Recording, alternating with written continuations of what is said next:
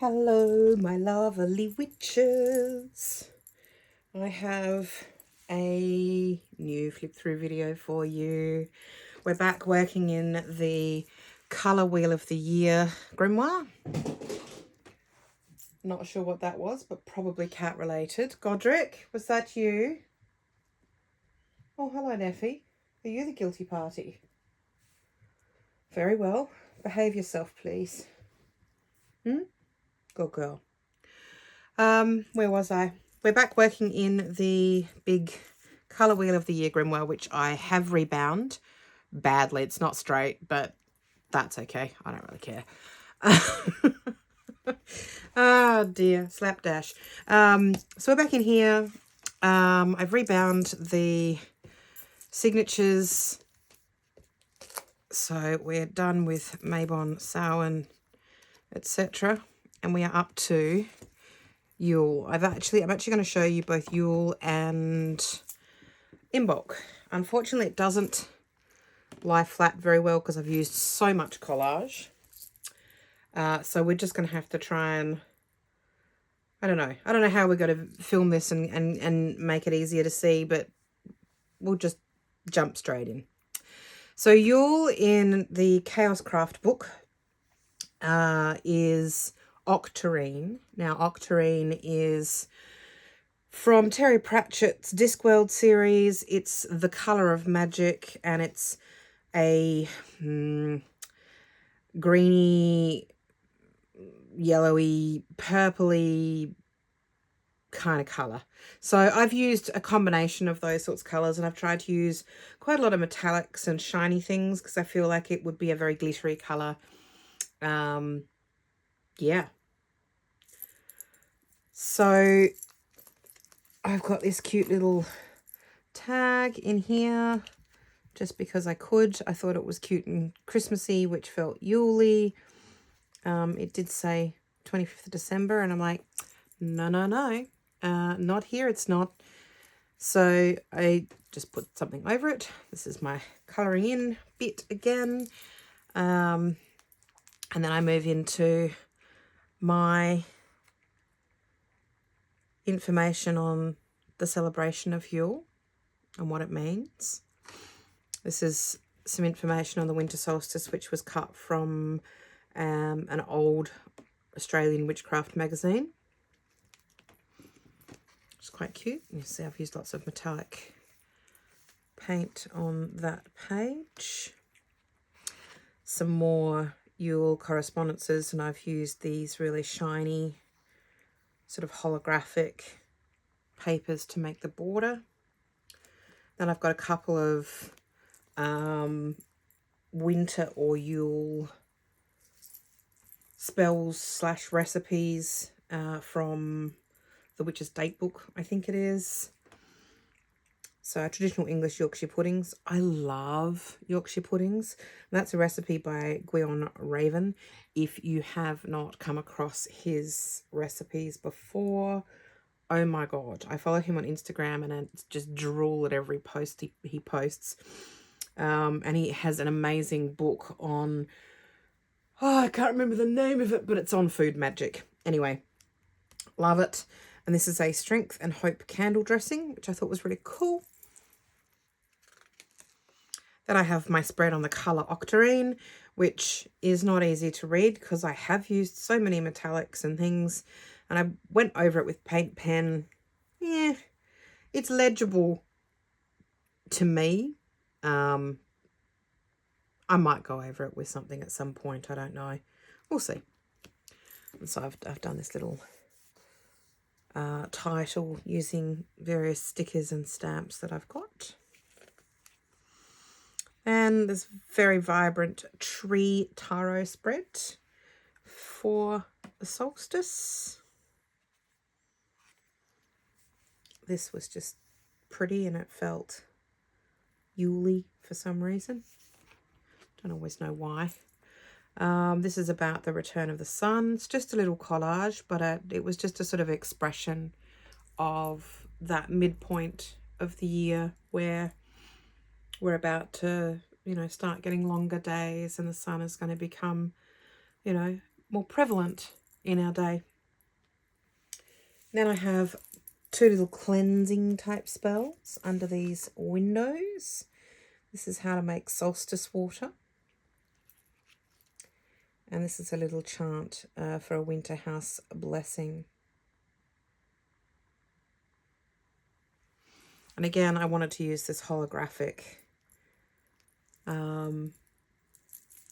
stuff to represent that octarine and that magic. I think, for me anyway, the idea of the winter solstice and Yule is a very magical time.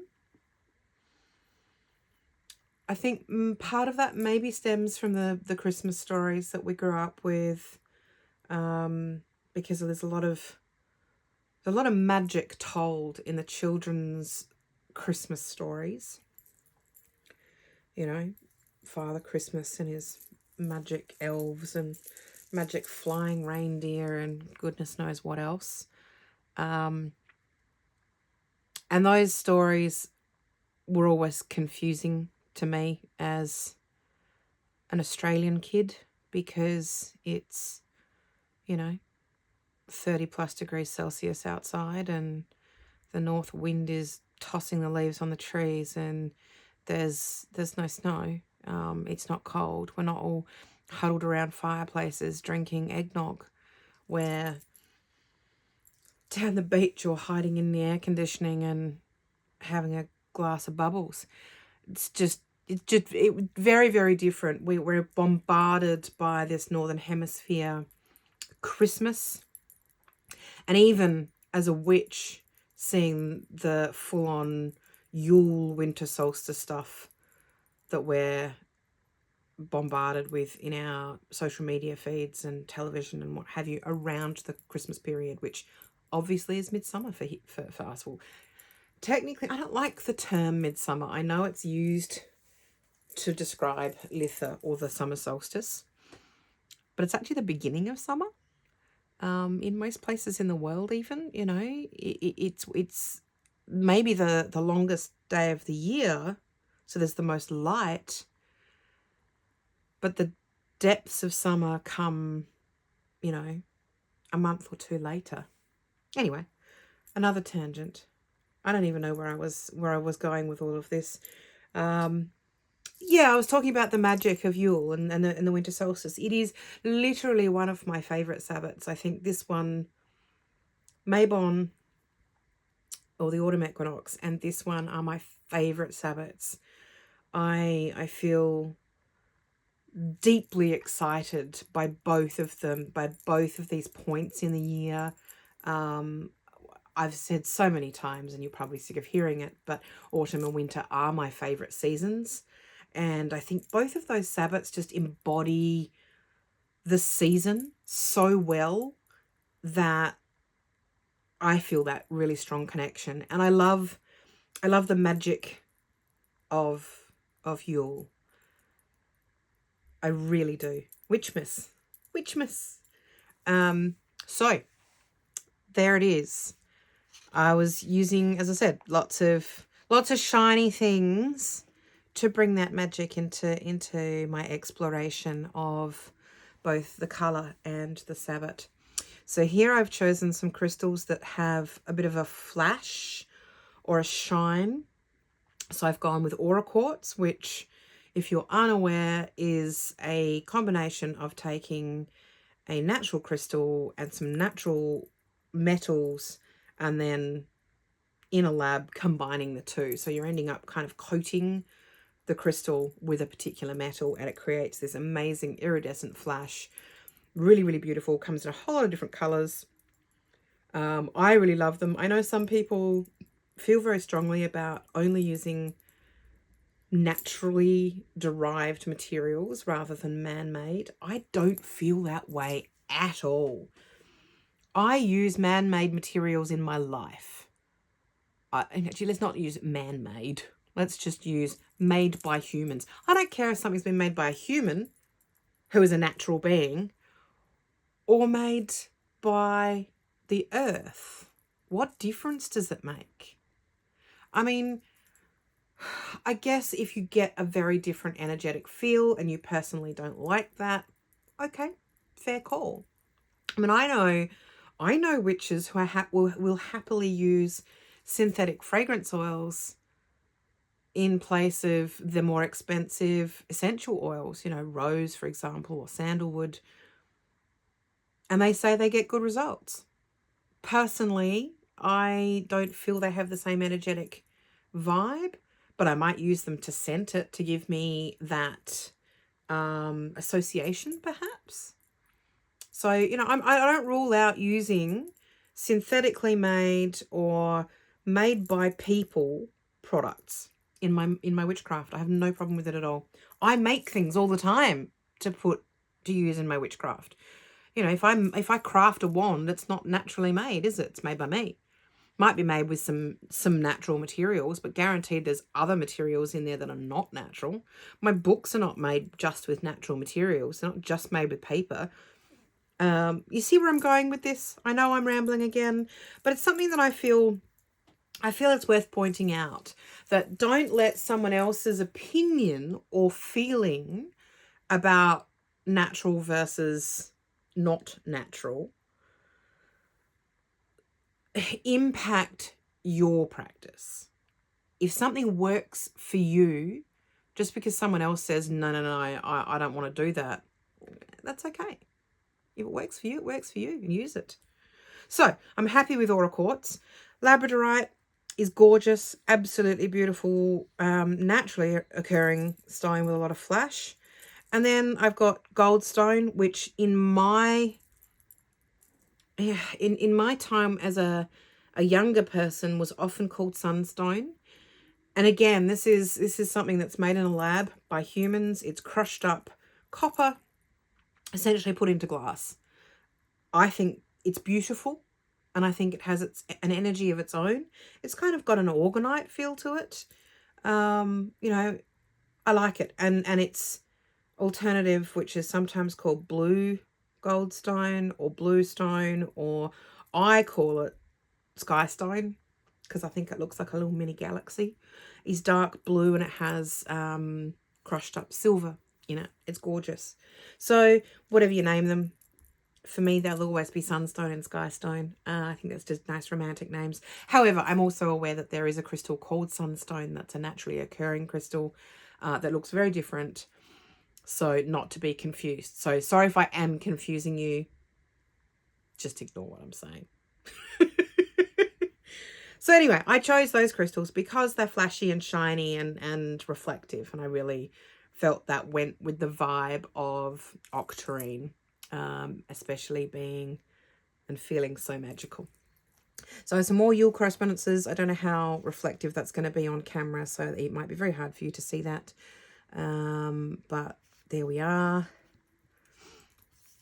This is, oh, hang on, I've missed a page. This is the art spread that I did for this Sabbath. I've moved away from gods and goddesses because I just get really angry with myself, as discussed in the previous video, and my dislike of drawing people. So I did a deer, something that I think symbolizes the winter solstice quite well, and I did lots of little pine trees in the background. And then on the next page I have some correspondences and symbolism around the deer as an animal and using it in magic, or how you can interpret seeing or coming across deer or deer imagery as a sign. And also gave me the opportunity to use these really, really cute pictures of deer. So cute. Then we have one of my favorite stories about Yule, and that's the tale of the Yule. I think that's how you say it. Probably not. I've probably completely butchered that, and I apologize to any Icelandic viewers that are out there. It is an Icelandic folklore, and it is essentially about a huge cat who comes to town at midwinter, and and she's quite vicious. And she eats any people who have not received or are not wearing new clothes. And according to tradition, as a reward for finishing your chores, you receive new clothes. So it's sort of a morality tale. Do your chores, do your job, get some new clothes in return, and then your cat won't come and eat you. Apparently, lazy people who don't do their work and don't have new clothes, your cat will first come and eat your Christmas dinner, and then she'll eat you. Hungry Yule cat. I love her. I love this story. I think it's really cool. And so yeah, I popped Yule cat in my book. I hope you understand how much this makes me smile. And you're not absolutely horrified. I mean, you know, the tales we've told children traditionally have been pretty horrific. And I'm not sure that that's necessarily a problem. I don't know. I don't have kids, and I know that kids can get nightmares about all sorts of things. I know I used to get nightmares about Cluedo. Go figure. But it was all about murder. So, you know, and yet, you know, crime drama is one of my favorite, you know, genres. Now, it was even as a sort of a slightly older child and teenager, you know, reading Agatha Christie's and watching all the crime dramas on the TV with mum and dad. Loved it. Don't know how we got onto that. Anyway, that's Yule cat. Then we have some traditions for Yule, making Yule logs and wassailing. And then we have a Yule bath potion. Smells so beautiful, so wintry. I love it. And you can add it to bath oil or bath salts, shower gel, whatever. Absolutely delish. And then I did a little spread just celebrating my all-time favourite flower, which is the hellebore.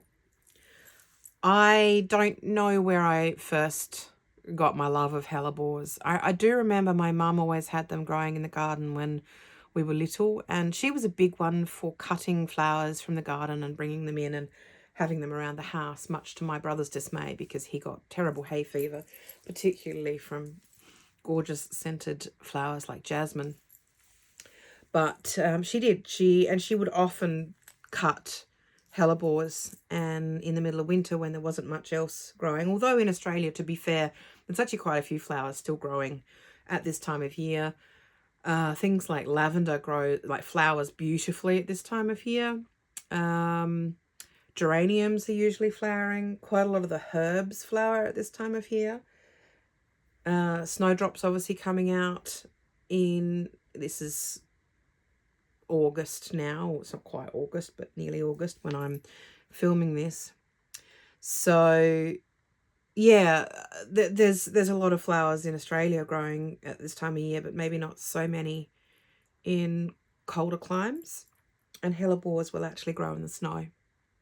They don't cope very well with our Australian summers, I will say. They require a lot of water, but they are my favorite flower. I have a lot of favorite flowers, but this one is definitely top of the list. It has the range of colors is incredible. They range from whites and greens to pinks to purples to deep black. They can be double sort of petaled. They can be single petaled. They can be lots of spotty or stripy characteristics. They're just incredible. They're just beautiful. They are toxic. They are poisonous.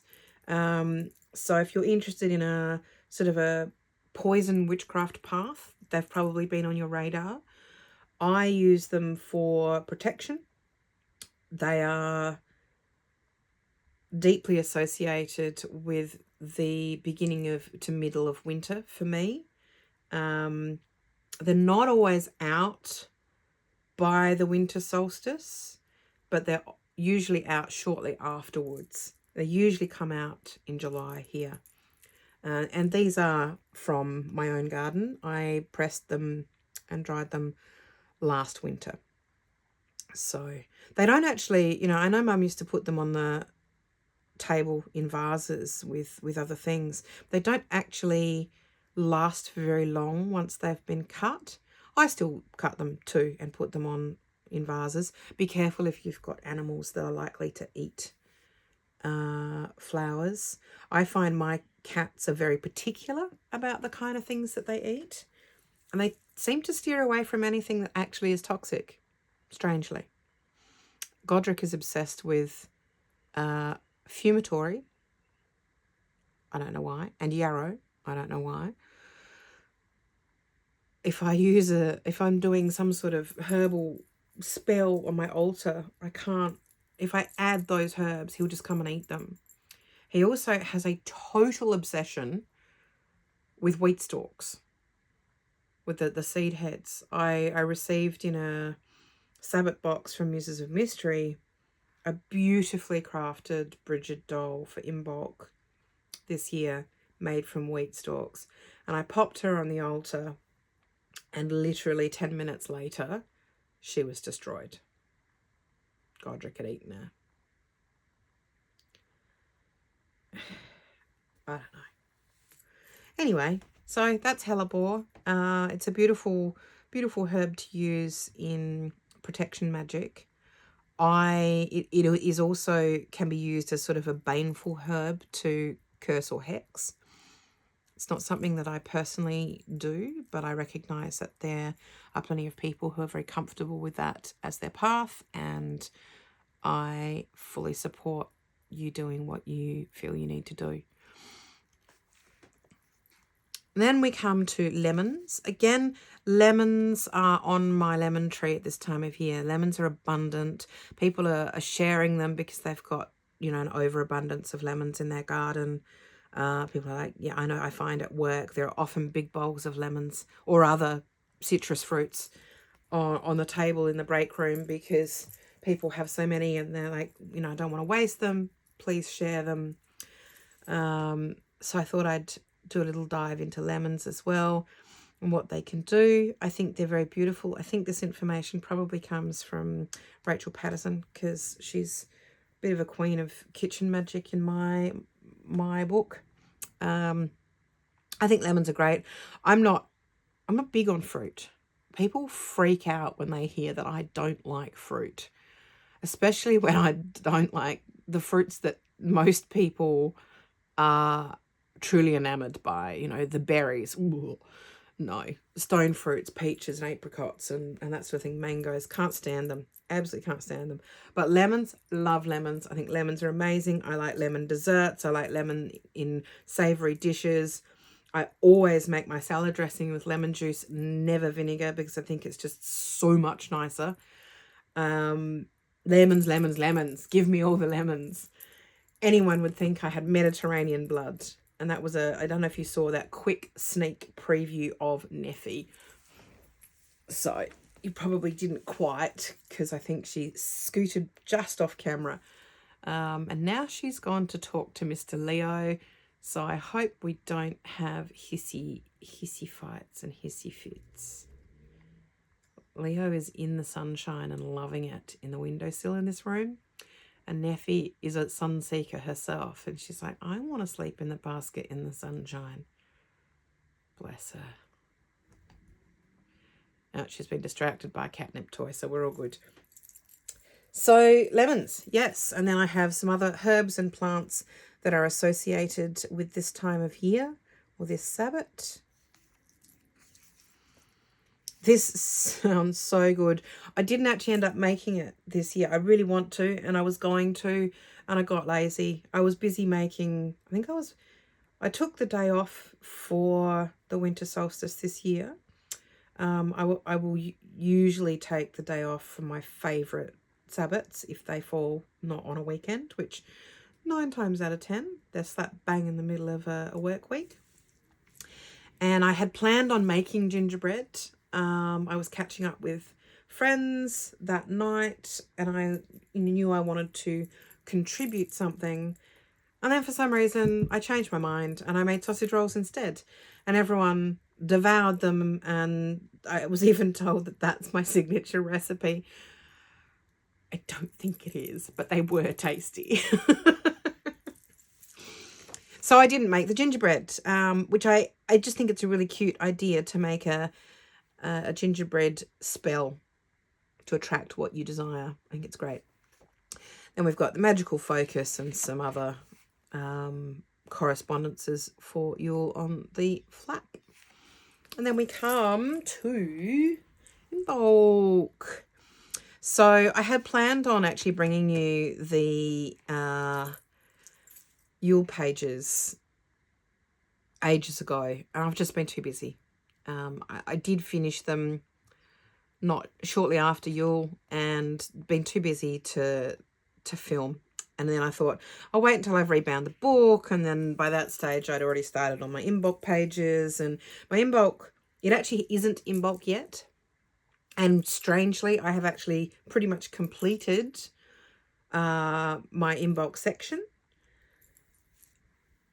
So I'm quite proud of that, because it has been a struggle to find time to do these things. But one thing I find about this particular grimoire is that it's often just gathering research information. So I can sort of dip in and out of it. I don't find myself quite as deeply focused and immersed in it as I do in some of my other grimoires, or with my Book of Shadows, which is a lot more of a record of my practice. This is a little bit of a record, but it's not quite the same. So yeah, I find I can dip in and out.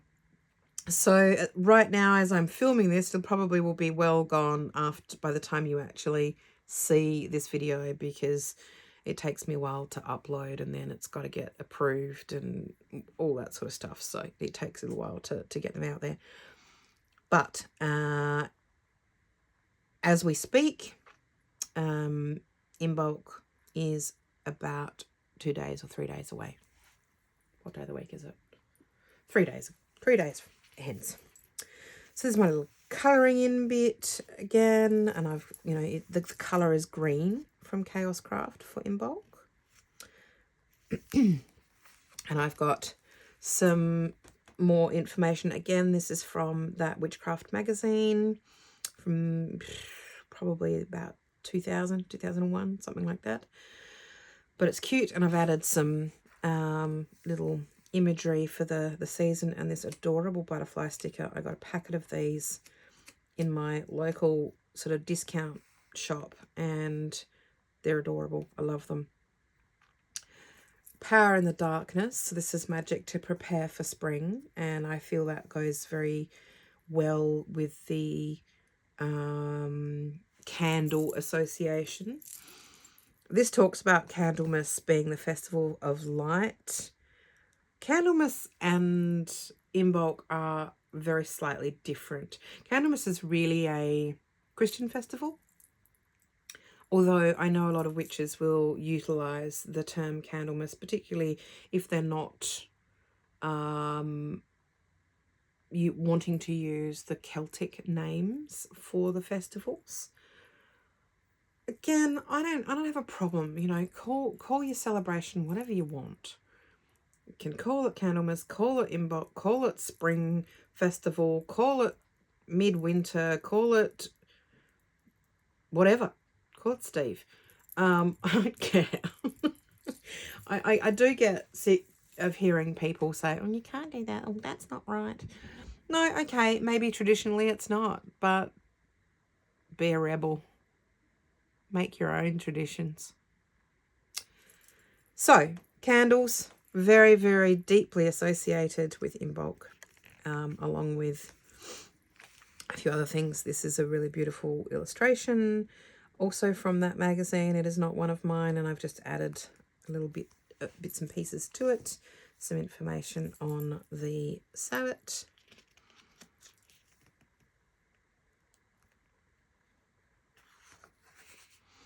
This is a prayer to Bridgit, and I don't remember exactly where it came from.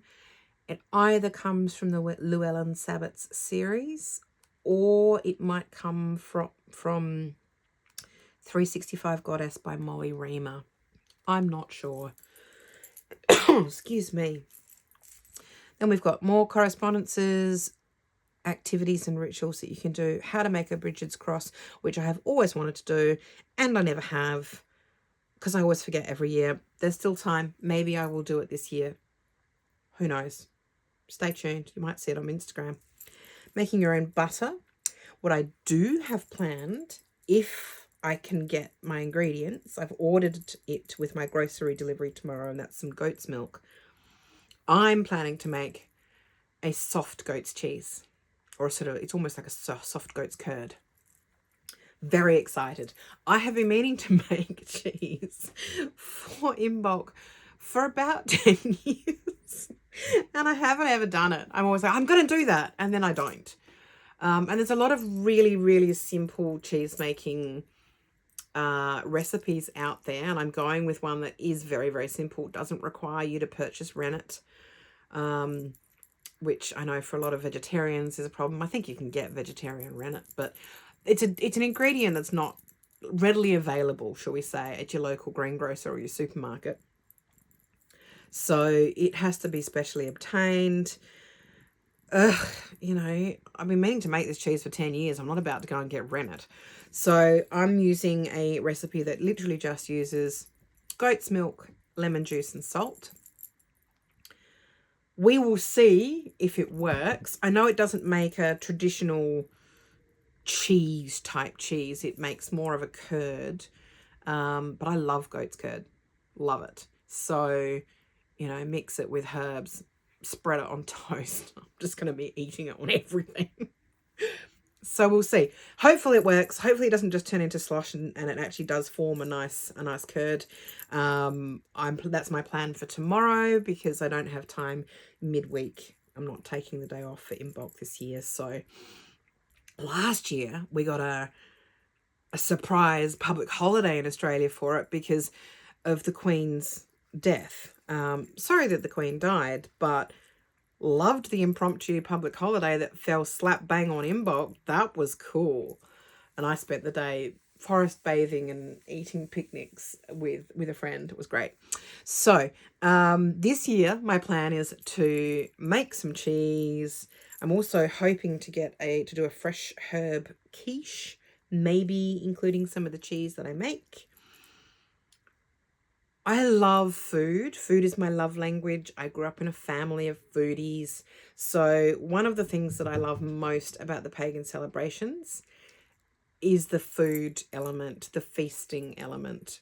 I probably wouldn't describe myself as a kitchen witch, but I would say I do like to incorporate a little bit of witchery into my food, both on a daily basis, with simple things like one of the things that I do every time I cook something in a pan with oil, I get my oil bottle out and I make a pentagram with my oil bottle in the fry pan or the saucepan.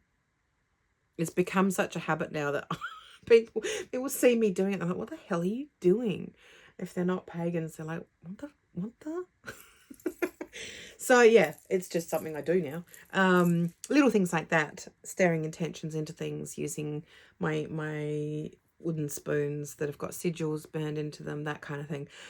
But I also like to create kitchen witch food recipes for festivals. I think it's really nice to look at the seasonal aspect with what we're so used to having everything available at our fingertips at any given moment, that we forget that some things actually aren't in season where we live all year round. You know, well, we're pretty lucky in Australia because we have such a diverse climate that summer in Australia is probably growing most things at any given time. Having said that, asparagus grows at asparagus time. Garlic does not grow all year round. Which is a shame because garlic is the best thing in the universe. I love it. Avocados this time of year, terrible because it's not summer and they're summer things. So I feel like embracing that, even if you don't embrace it daily, because we've all got used to the convenience and enjoying our whatever we want at whatever time of year. And I think that's fantastic. I'm not going to throw shade on anyone for doing that. But if you are going to think about food miles, it's nice to look at what's in season. But I also think if you want to celebrate the season, one of the things that you can do just on your pagan festival, your witchy festival, Wheel of the Year festival, look at what is often represented in your area or in your season, seasonally in your area. What's happening? I mean, definitely dairy products would have been a big thing at this time of year because this is lambing season. Very definitely, and I'm sure goats as well. So although probably not so much cows for dairy quite this early, from memory those come a little bit later. I used to live next door to a cattle property. It was not a dairy cattle, it was beef cattle, but there was very definite times of the year for calving, and they weren't quite yet. But lambing, 100%. We used to have lambs on the property that I lived on, and yep, July is lambing season. So by end of July, beginning of August, we have lambs shivering on the hillside in the cold, and therefore we have ewes producing milk, which is one of the interpretations of the word Imbolc being ewe's milk. There's some debate on that. I'm not going to go into that. As I said to you, don't care what you call your celebration, whatever you want to call it. I call it Imbolc. So, yes, dairy, particularly, cheese, like those soft cheeses, the goat's curd, the, things like maybe halloumi. I'm not sure how long that's aged for. It's a sheep's cheese. The soft cheeses, butter, cream, and milk. Really, really important, because to our ancestors, they would have been things they hadn't had for months. And it would have been a big celebration when those things came into play. So there you go. That's my take on Imbolc. I love dairy products. If you're vegan, I apologize. Maybe celebrate nut butter or something. Almond milk, maybe. Anyway, I'm going to celebrate by making goat's cheese. This is an article on Imbolc and the Maiden, and I found it really interesting and I wanted to keep it. Again, it's from Witchcraft magazine from the early 2000s, written by Lucy Cavendish. The crystals, going with our green theme, I've chosen aventurine, moss agate, serpentine, and bloodstone. All crystals I love and use. And we've got a little bit of information on Bridgit, goddess of the flame, also associated with a whole bunch of different things. Fire and the forge, and creativity. She's got some association with snakes, with the eternal flame, and candles, and all sorts of things. I find she's a wonderful, very gentle, mostly, goddess to work with. That's been my experience. She's quite approachable. I think she's very accepting. She's not one of these slightly scarier goddesses who are just sort of like, oh no, I ain't working with you, honey.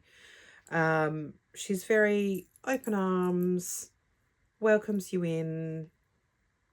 She's usually depicted as either maiden or mother. I feel there's a sort of I find her energy is very mothering and nurturing.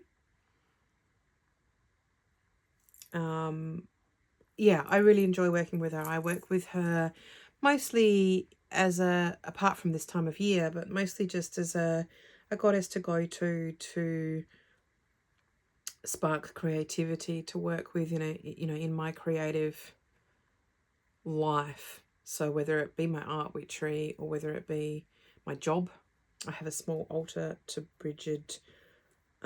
just above my desk in my studio / working from home office, which you may have seen on my little room tour I did of my studio. Check it out if you haven't seen it.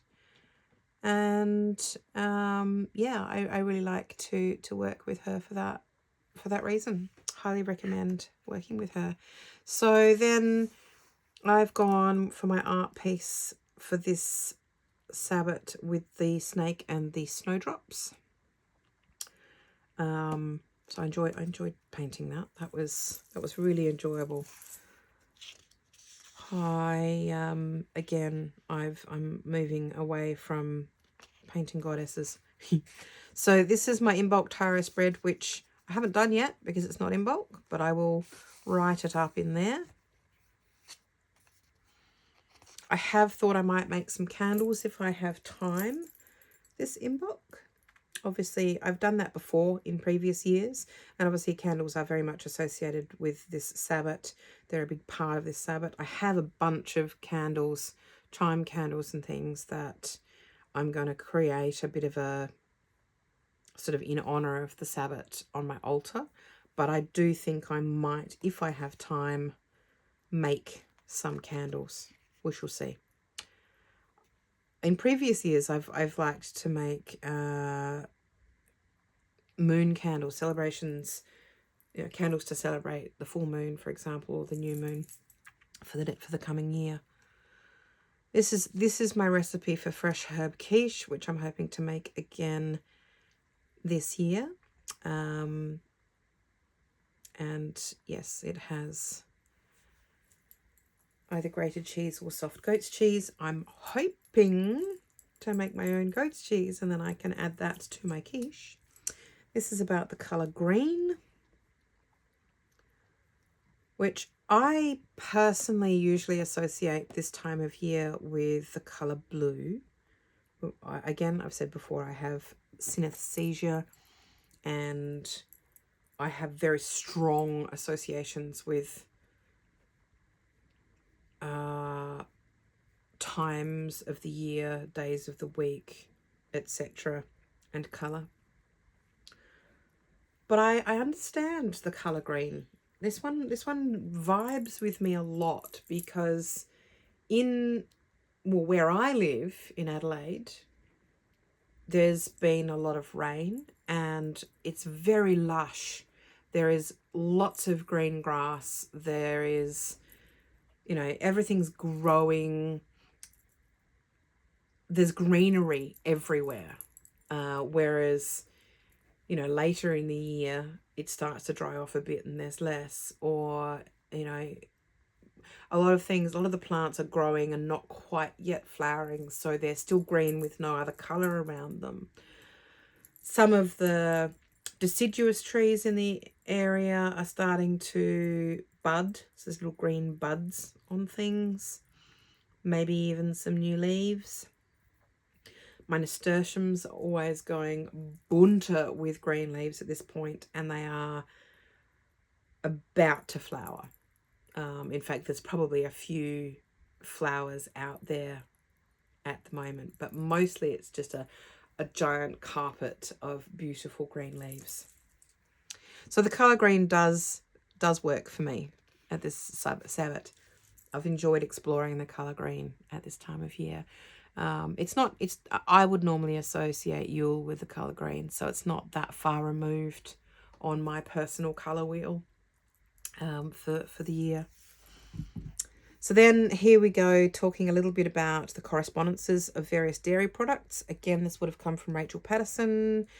I love dairy, as I've said, and this is just a few things that the different types of dairy are associated with. And then I have my Imbolc bath, which again, I haven't actually made it yet. That's another thing that I plan to do this weekend. This is just a little page about renewal, which feels very appropriate for this time of year. And then another plant that is thriving in the garden, in my garden at the moment, is parsley.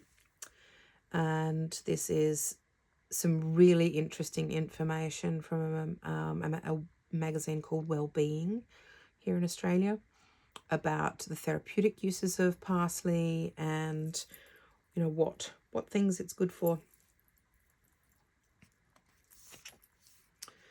And then we have a few more Imbolc ideas, which I've popped onto some cards.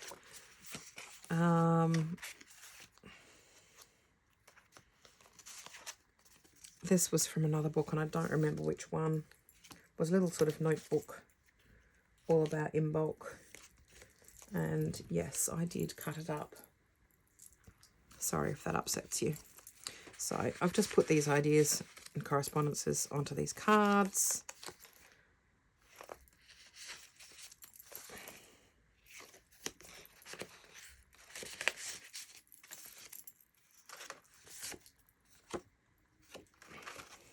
These, by the way, are pieces of, obviously, scrapbooking paper, but they are of the Australian Callistemon, or bottle brush. Most people think of the bottle brush as the bright red, which I have a massive big red one in my front yard. But they also, and there's a lot of them growing in this area, come in this beautiful yellow colour, pale yellow colour. And they're all about to start flowering. And then we have, again, some correspondences and intentions for this time of year. And that's that. That's Imbolc. I hope wherever you are in the world, you are enjoying your seasonal celebration if you celebrate. Happy Imbolc to my Southern Hemisphere friends. Happy Lunasa to my Northern Hemisphere friends. I know that the Northern Hemisphere has been absolutely smashed with crazy heat waves. My heart goes out to you, and I am sending you some cooler weather. I hope you've enjoyed this flip through. It's a bit longer than usual because it was the two different Sabbats jammed together. Hopefully I will be getting started with my Ostara pages over the next few weeks when we get there, and I'll bring you that flip through when we're there. So there we have it. Enjoy. I'll see you in the next video. Love and blessings.